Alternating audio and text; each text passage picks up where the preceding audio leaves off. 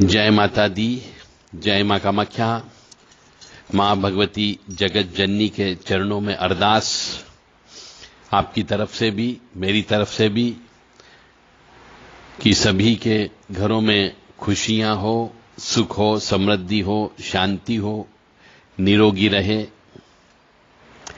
कामाख्ये वरदे देवी नीलपर्तवासिनी तम देवी जगत माता योनि मुद्रे नमस्तुते।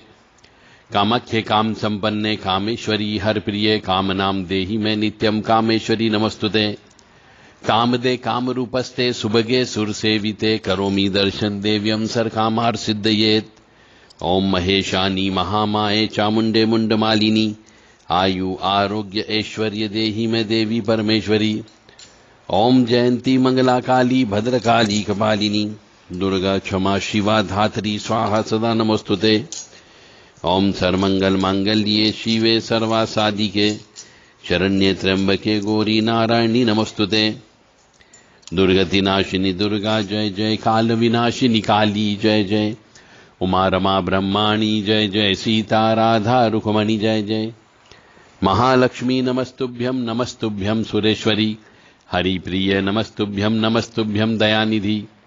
काली काली महाकाली काली के पापनाशिनी, खड़ग हस्ते मुंड हस्ते काली काली नमस्तुते। काली काली महाकाली काली के परमेश्वरी, सर्वानंद करी देवी नारायणी नमस्तुते। नीरहार हार धनुसार सुधाकरंबा कल्याणम दाकनक चंपकदाम्बूषाम उतुंग बेनिको जुगुम्ब मनोहरांगी वाणी नमामि मनसा वस्सा विभूत्ये। ओम ऐं सरस्वत्यै नमः। ओम ह्रीं दुं दुर्गाय नमः।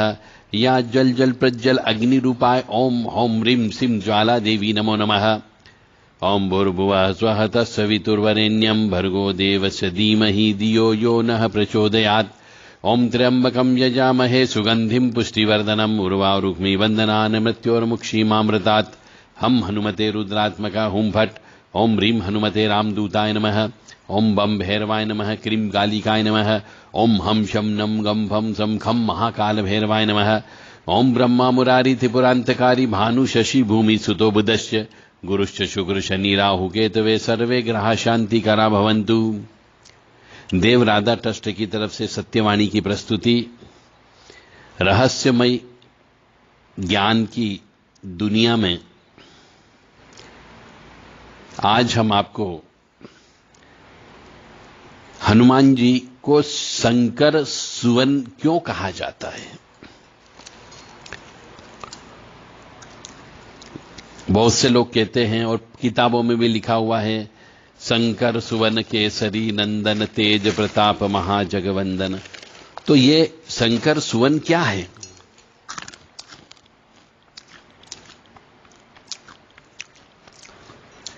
और हनुमान जी का रुद्र अवतार भी है। ऐसा माना जाता है कि हनुमान जी यानी साक्षात शिव ही है।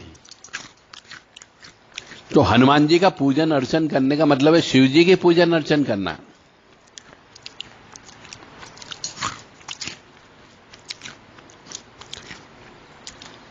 तो शिव जी और हनुमान जी का क्या कनेक्शन है आपस में, इस रहस्य को हम खोलने जा रहे हैं। बहुत गौर से सुनिएगा, क्योंकि जो व्यक्ति हनुमान जी की सेवा करता है उसे राम जी की कृपा तो मिलती है, और जो हनुमान जी की सेवा करता है उन्हें शिव जी की कृपा भी मिलती है। यानी एक शक्ति की पूजा करने पर दो बड़ी बड़ी शक्तियों की कृपा भी प्राप्त होती है। इसलिए हनुमान जी की सेवा करने से आपको सुख, समृद्धि, शांति, निरोगी काया, भूत प्रेत से बचाव, सब कुछ होता है। इसी रहस्य को हम आज खोलने जा रहे हैं। समय हो आपके पास तो अवश्य सुनिएगा, क्योंकि बहुत से मनुष्यों के इष्ट ही हनुमान जी हैं। किसी ने गुरु बना रखा हनुमान जी को। तो अपने इष्ट के बारे में जिनसे हम सबसे ज्यादा प्रेम करते हैं, इष्ट यानी सबसे ज्यादा प्रेम करने वाले, हर क्षण याद रखने वाले, हर कष्ट में उनको याद करने वाले। तो ऐसे बहुत से मनुष्य हैं, स्त्री भी है उसमें शामिल, पुरुष भी शामिल हैं, जो हनुमान जी को तहे दिल से चाहते हैं, आत्मा से चाहते हैं। उनके नाम का व्रत उपवास भी रखते हैं, हनुमान जी के दर्शन करने भी जाते हैं। तो कम से कम हम जिससे इतना ज्यादा प्रेम करते हैं, जिनके नाम पर हम उपवास रखते हैं, जिनके नाम पे हम मिठाई बांटते हैं, जिनके नाम पर हम केले चढ़ाते हैं, जिनके मंदिर में दर्शन करने जाते हैं, तो कम से कम उनके बारे में तो आपको पूरी तरीके से जानकारी होना चाहिए। इसलिए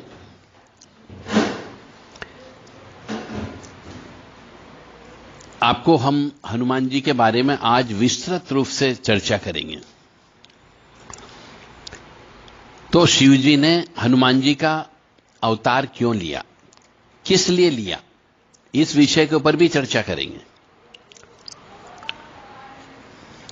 तो एक बार जो कथा है हमारे शास्त्रों में, पुराणों में, ऋषि मुनि जो बता के गए हैं, मैं उन्हीं का रेफरेंस लेकर के आपको बता रहा हूं कि एक बार भगवान शंकर भगवती सती के साथ कैलाश पर्वत पर विराजमान थे।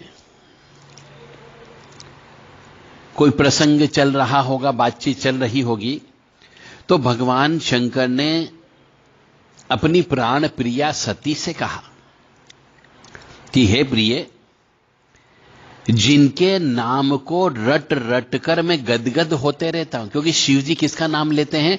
राम राम राम राम राम, राम शब्द को जप करते हैं।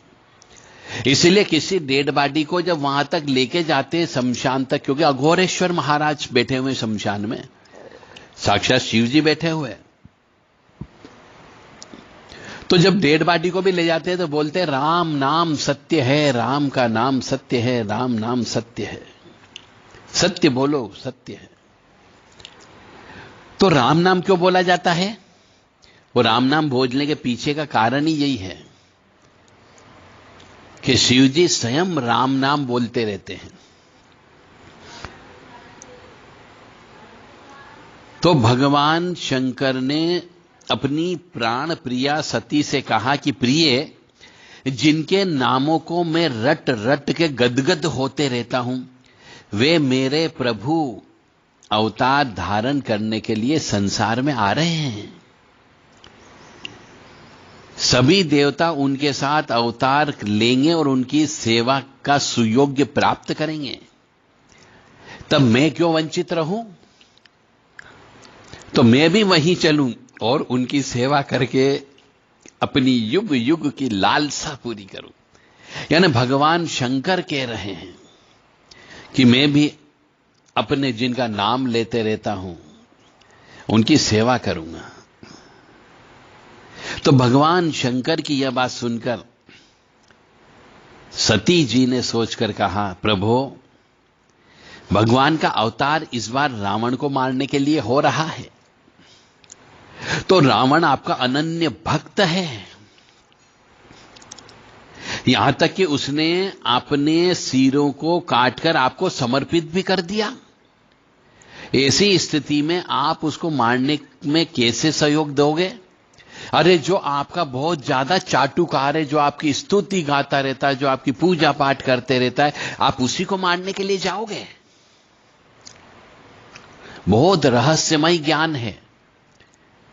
यानी भगवान शंकर को रावण जो है, रावण का गुरु भी वही है, इष्ट भी वही है, और वही गुरु वही इष्ट रावण को मारने के लिए वो भी अवतार ले रहे हैं। तो यह सुनकर भगवान शंकर हंसने लगे।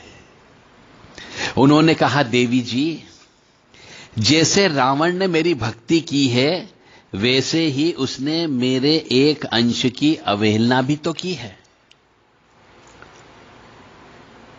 तो उनने सती से कहा कि तुम जानती ही हो कि मैं 11 स्वरूपों में रहता हूं।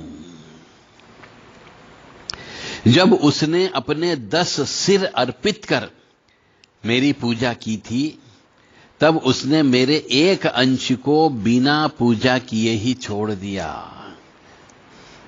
एकादश रुद्र बोलते हैं अपन। तो इसीलिए यहां पे ज्ञान की बात यह आ रही है कि जब भी कोई मनुष्य पूजा करे, कोई भी अनुष्ठान करे, तो भगवान के सभी देवी देवताओं का नाम लेना चाहिए, किसी को छोड़ना नहीं चाहिए, अन्यथा वो अपमान सहन करते हैं, अपमान मानते हैं और फिर समय आने पर आपसे बदला अवश्य लेंगे। इसलिए हमारे यहां शास्त्रों में नियम बनाया गया है कि जब भी पूजन अर्चन करें तो पंचदेव की तो पूजा करना ही करना है, पर उसके पहले जो मैं 21 नाम बोलता हूं उन सबको भी याद कर लेना चाहिए और उनके नाम से भी गंध अक्षत पुष्प ये अवश्य छोड़ देना चाहिए। अब कौन कौन से नाम हैं जिनको हर मनुष्य को लेना चाहिए? मैं फिर ज्ञान की बात बोल रहा हूं कि रावण ने अपने 10 सिर काट करके भोलेनाथ को चढ़ा दिए थे, तो भोलेनाथ प्रसन्न भी हो गए थे और भोलेनाथ उनके गुरु भी थे और भोलेनाथ रावण के इष्ट भी थे। उसके बावजूद भोलेनाथ स्वयं उस रावण को मारने के लिए रुद्र अवतार के रूप में उत्पन्न होते हैं। तो ऐसा क्यों हुआ, वो कारण मैं आपको बता रहा हूं कि रावण ने अपने 10 सिर तो अर्पित कर दिए थे, पर उनने एक अंश, शिवजी का जो एक अंश था, उसकी पूजा नहीं की। अब शिवजी का कहना है कि मैं उसी अंश से उसके विरुद्ध युद्ध करके अपने प्रभु राम जी श्री विष्णु की सेवा कर सकता हूं।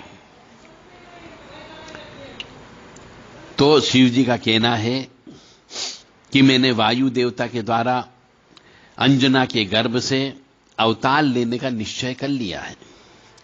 यह सुनकर भगवती बड़ी प्रसन्न हुई। इस प्रकार भगवान शंकर ही श्री हनुमान के रूप में अवतरित हुए और यह तथ्य की पुष्टि जो है पुराणों में होती है और गोस्वामी तुलसीदास जी ने भी दोहावली में भी लिखा है। क्या लिखा है? जेहि शरीर रति राम सो ही आदर ही सुजानी, रुद्र देह तजिने बस बानर भे हनुमान। तो शिव पुराण में भी इसका उल्लेख आता है। तो शिव महापुराण में श्री हनुमान जी के अवतार का वृतांत, एक समय भगवान शंभु को भगवान विष्णु के मोहिनी रूप के दर्शन प्राप्त हो गए। उस समय इच्छा से राम कार्य की सिद्धि हेतु उनका वीर स्खलित हो गया, शंभु का। तो उस वीर्य को सप्त ऋषियों ने पत्र पुष्ट में सुरक्षित करके रख लिया। उसके पश्चात उन्होंने भगवान शिव की प्रेरणा से उस वीर्य को गौतम कन्या अंजना के कान के रास्ते स्थापित कर दिया। समय आने पर उस गर्भ से वानर शरीरधारी महापराक्रमी पुत्र का जन्म हुआ, जो शंकर सुवन श्री हनुमान जी के नाम से विश्व में प्रसिद्ध हुए। इसलिए हनुमान जी को शंकर सुवन केसरी नंदन ये इसलिए बोला जाता है।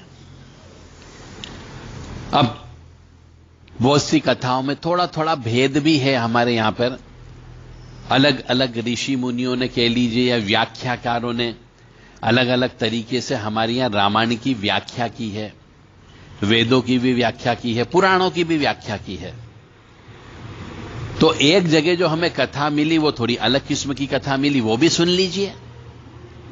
क्योंकि जब ज्ञान प्राप्त होना है तो पूरा ज्ञान प्राप्त होना चाहिए, उसमें शंका नहीं होना चाहिए। तो एक कथा ऐसी भी हमें मिली जिसमें कहा गया है कि मोहिनी रूप दर्शन से स्खलित हुए शंभु वीर्य के विषय में भगवान विष्णु विचार करने लगे कि इस संभुत शुक्र का क्या उपयोग किया जाए। तो कुछ सोच विचार कर विष्णु और शंभु ने मुनियों का रूप धारण किया और उस वीर को पत्र द्रोण में लेकर वन ही वन आगे बढ़े।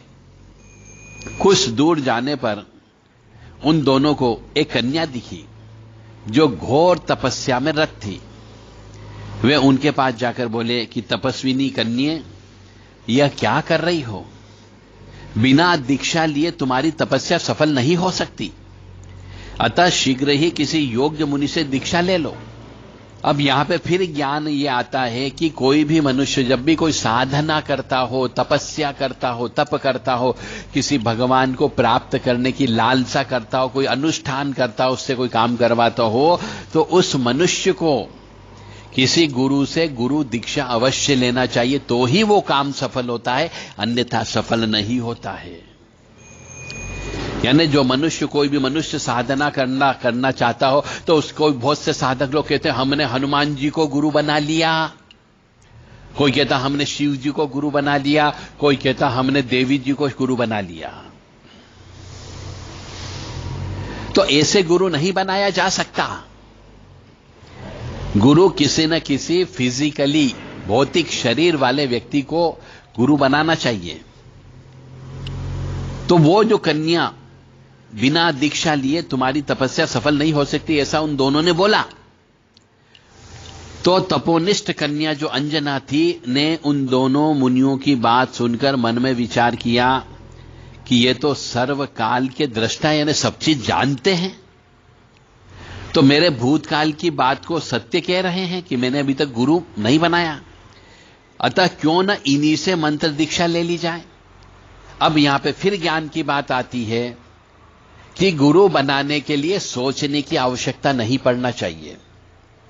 जो सामने आ गया, जो आपसे ज्ञान रखता, जो आपको ज्ञान दे रहा हो, जो आपकी भावना को समझता हो, उसको गुरु बना लेना चाहिए। कुछ मत सोचो, नहीं तो जिंदगी भर हो जाएगी गुरु ढूंढते ढूंढते गुरु नहीं मिलेगा और निगुरे मर जाओगे और आपकी ये पूजा पाठ सब भटकती रह जाएगी। इसलिए मनुष्य के जीवन में गुरु होना अत्यंत आवश्यक होता है। तो अंजना माई ने मुनिवर से बोला कि आप दोनों योग्य और समर्थ हो, मैं दीक्षित होने के लिए कहां कहां भटकूंगी, आप लोग ही मुझे मंत्र दीक्षा दे दो। तब मुनि रूपधारी श्री हरि विष्णु ने अंजना को मंत्र दीक्षा दी और जब मंत्र दीक्षा देते समय उन्होंने शंभु वीर को मंत्र से अभिमंत्रित कर वायु के सहारे अंजना के कानों द्वारा उसके गर्भ में स्थापित कर दिया। यानी कि जब भी मंत्र दीक्षा दी जाती है तो कान में कुछ बोला जाता है, मंत्र बोला जाता है, किसी को बताया नहीं जाता है कि क्या मंत्र दीक्षा दी है। ऐसे ही श्री हरि विष्णु ने अंजना माई को दी, तो कान के माध्यम से उनने मंत्र दीक्षा भी दी, प्लस वो वीर जो था कान के माध्यम से वायु के नाम, वायु मतलब पवन पुत्र, पवन के माध्यम से उनके गर्भ में स्थापित कर दिया। इसलिए हनुमान जी को पवन पुत्र भी कहा जाता है और अंजनी सुत भी कहा जाता है।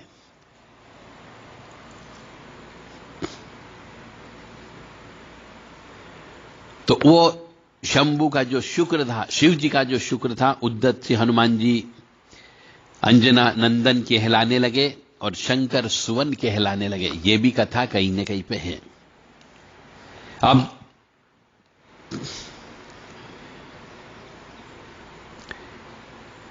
हनुमान जी के जो नाम है शंकर सुवन, पवन पुत्र, केसरी नंदन, अंजनीयाय, महावीर, इन सब का कहीं न कहीं पे संबंध अवश्य है।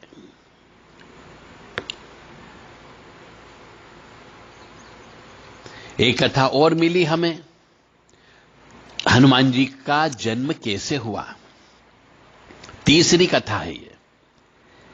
तो अप्सराओं में परम रूपवती पुंजिका स्थल नाम की एक इंद्रलोक विख्यात अप्सरा थी। इसी से दुर्वासा ऋषि के श्राप से काम रूपिणी बानरी होकर पृथ्वी पर जन्म ग्रहण किया उसने।